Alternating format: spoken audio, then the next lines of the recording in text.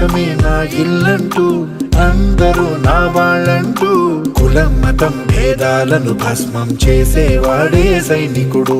చెడు జరగని పగ పెరగని బెదరని గని సైనికుడు, అగు పెరుగని రక్షణ బలి చెదరని ముని సైనికుడు. మరణాయుధాలు ఎన్నెదురైనా ప్రాణాన్ని ఎదురు పంపేవాడు ఒకటే ఒకడు వాడే సైనికుడు.